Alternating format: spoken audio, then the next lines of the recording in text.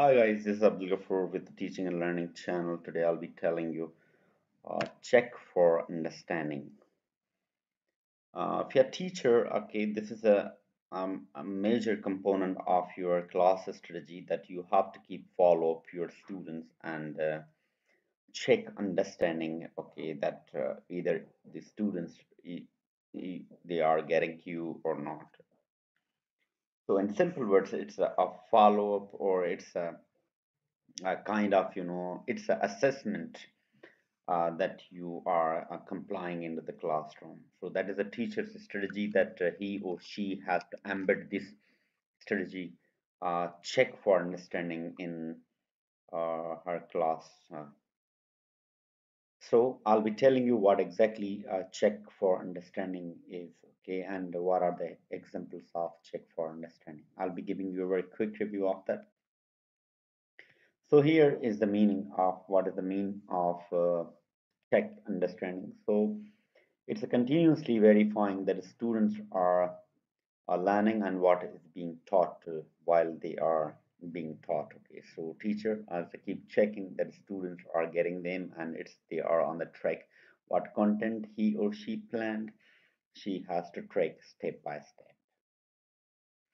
Another step we can say that what are learning checks, how you can check the check understanding. So learning checks, can be the time to time, step to step, in order to, it can be assessment tools, or it is a while we know that it's a type of the formative assessment. The students can reflect and give them more time that they can respond and they can share their understanding what are being taught. Okay, so there are the many learning checks, okay, and how you are planning putting, okay, these checks.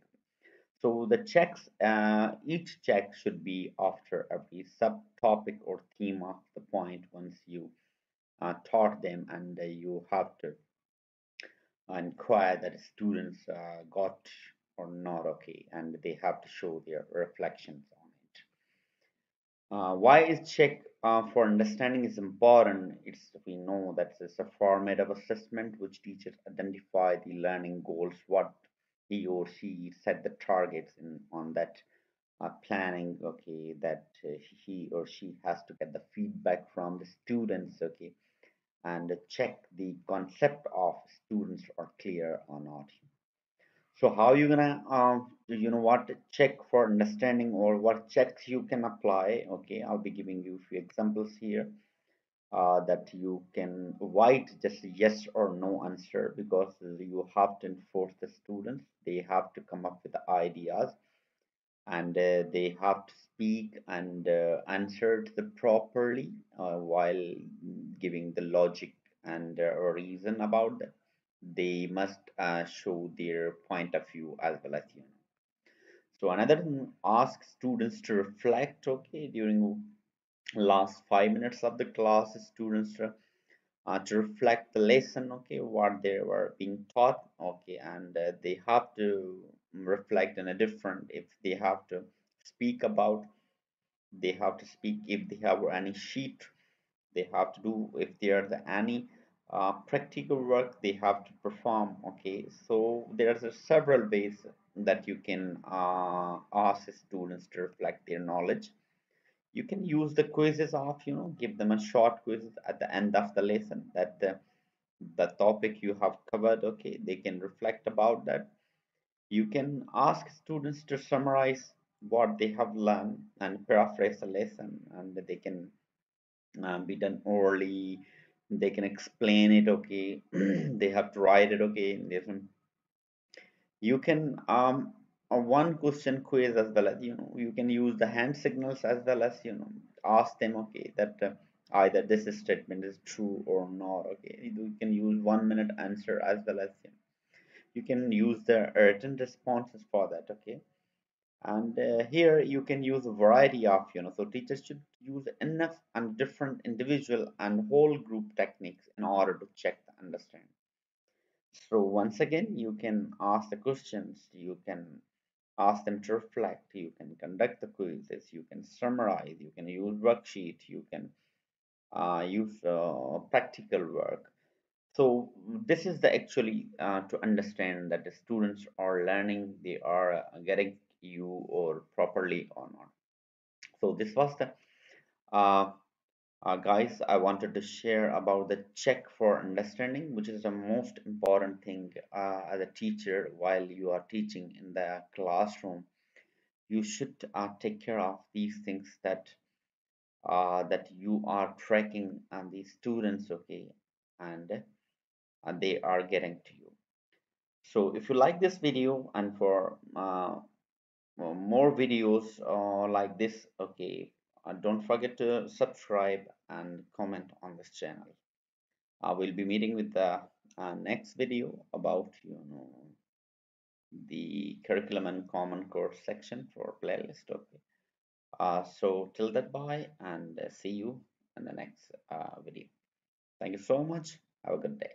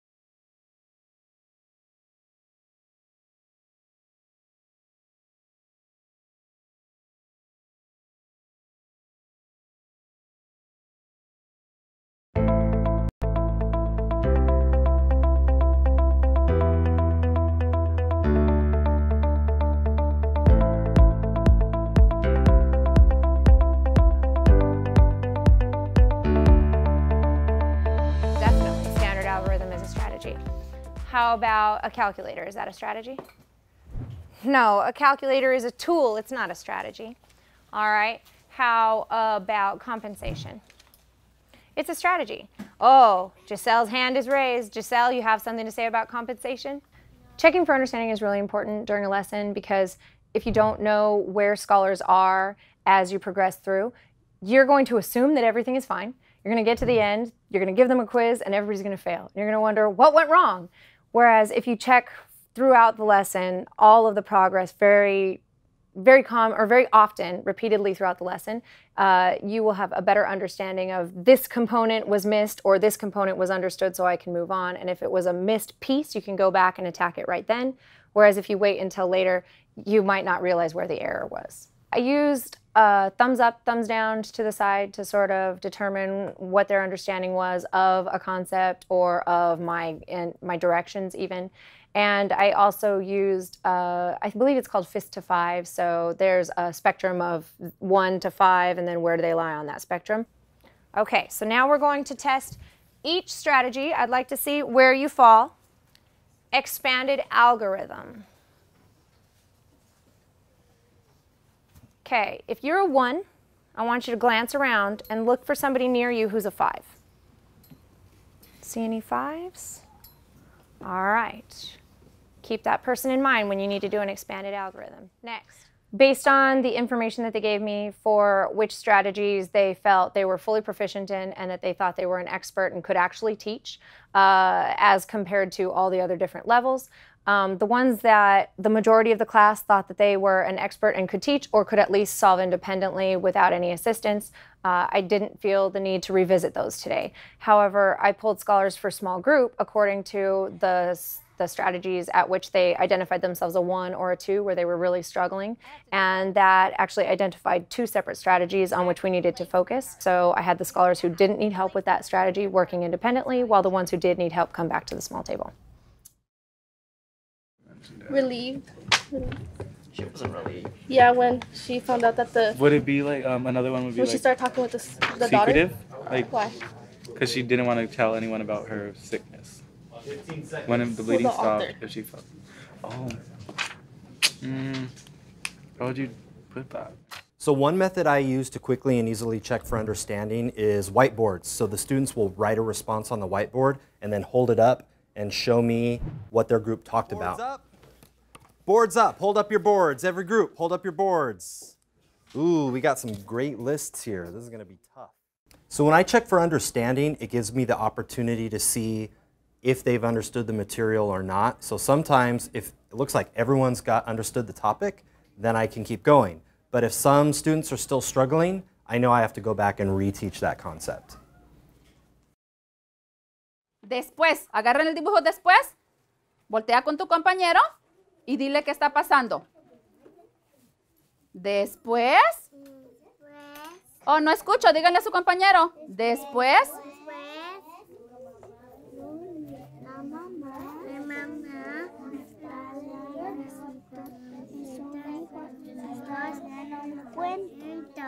Ok, gracias por tratar en ayudarle y gracias. Para la próxima vez trata más despacio para que ella pueda decirlo, ¿ok?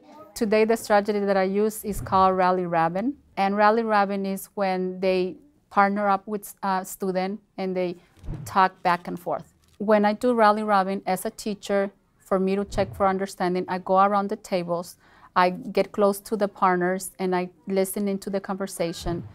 I think the strategy is very great for the ELD kids because it gives them the opportunity to do more talking. So by doing Rally Robin, it kind of forced them to talk, not only to talk, but to listen to the partner and rephrase what they're supposed to be talking about.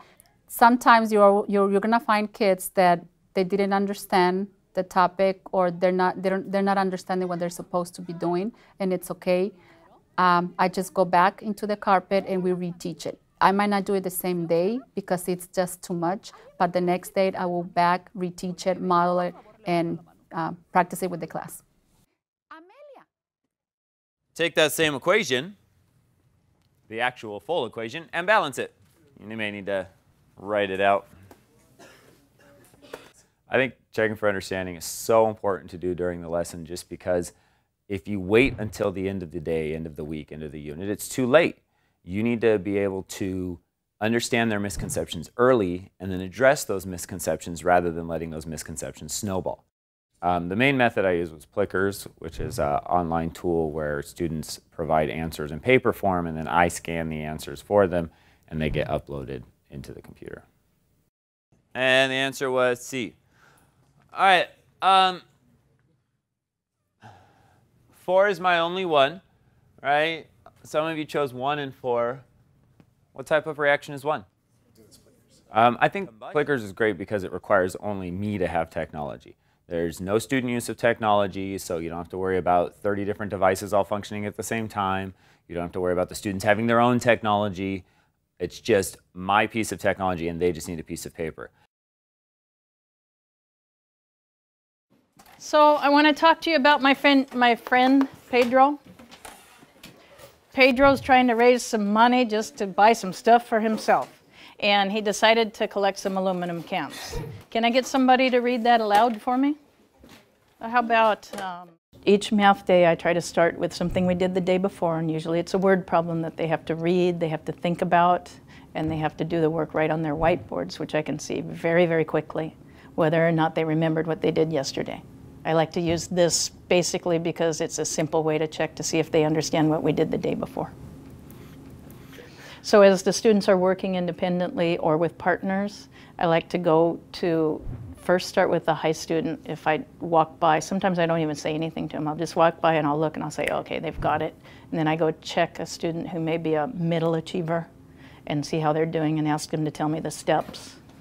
And if they got it they do it pretty well, then I can go to my lower students and sometimes give them a little bit of assistance, or if they have it, I know I can push the lesson a little farther. But today I noticed that some of them didn't quite have it, and I had to spend some time with the lower students. We have